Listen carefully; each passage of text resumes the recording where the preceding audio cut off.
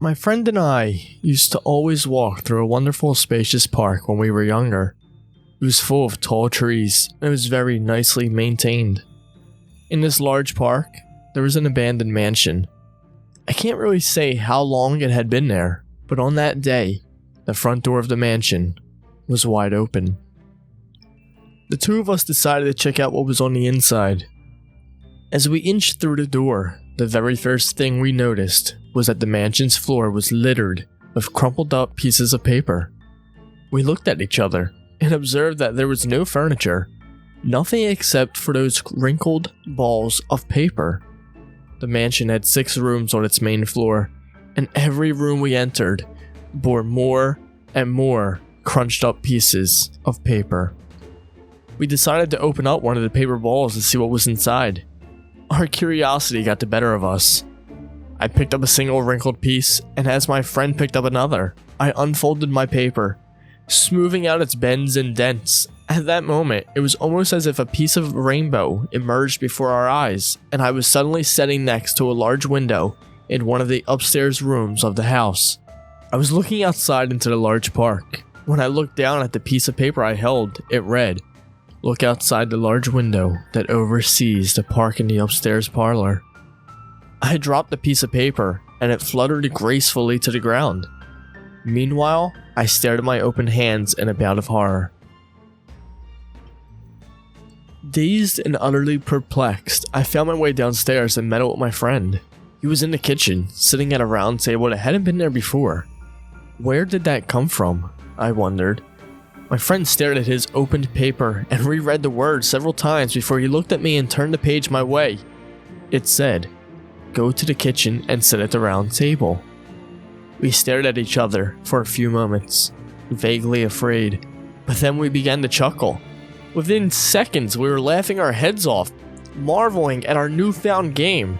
We could hardly believe what had happened, but being young as we were, the mystery was endlessly exciting.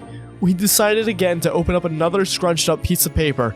As we opened up the crumpled papers on the floor, we experienced the same sudden flash of rainbowed colors, but this time, I ended up lying down in the field behind the mansion. When I peered onto the paper in my right hand, it read, "Lie down in the field behind the mansion."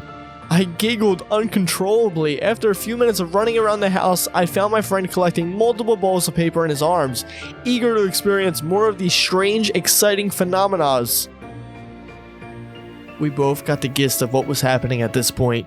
We had no idea as to how it was possible, but we decided to have more fun with it.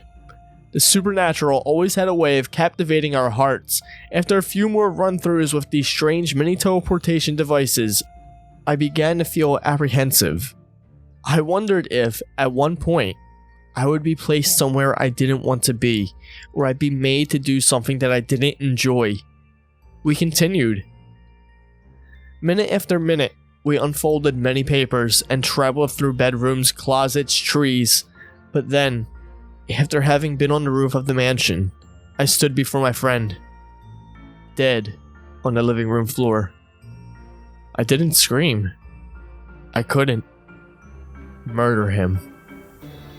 That's what my crumpled up pieces of paper said. I felt a surge of vomit and bile rising into my throat. Nothing came out, but the sickness in my throat spread to my stomach, my head, and my heart. I didn't know what to do. At this point, I began to scream and shout, praying to God for this to be a nightmare. I wanted it to go away. I wanted to rewind our day and be outside again, together walking underneath the trees. All I could do was hide his body in a cupboard.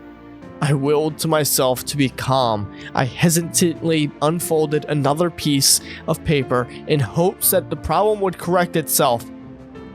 Once again, I saw the colors of the rainbow, and I found myself standing behind a tree several meters away from the house. I could clearly see the front door. Within a few instants, I saw both myself and my friend walk through that door. I began to wonder if I had died, or if I was having an out-of-body experience. I looked at the sheet in my hand, and the only words scrawled upon it were, "Time will repeat itself, and a paradox will take place." And it will. be allowed. That gave me an idea. In my pocket remained the paper that made me kill my friend. Without looking at it, I crumbled it back up. Quietly, I followed my other self who had separated from my friend as he explored the rooms of the house. As I crept behind him, he turned around very suddenly. Before he could utter a syllable, I forced the paper in front of my eyes, and in a flash of rainbow colors, I was able to kill my other self. The laws of time allowed me to take over my dead self's place in this world, and also because of the fact that it was allowed to happen, as it was written on the second piece of paper that I had on me, which reversed time. It must have control over time and paradoxes, which made me now the new alive and present of my other dead self. I hid my limp, bleeding other dead self in a cupboard in the upstairs bathroom to rot.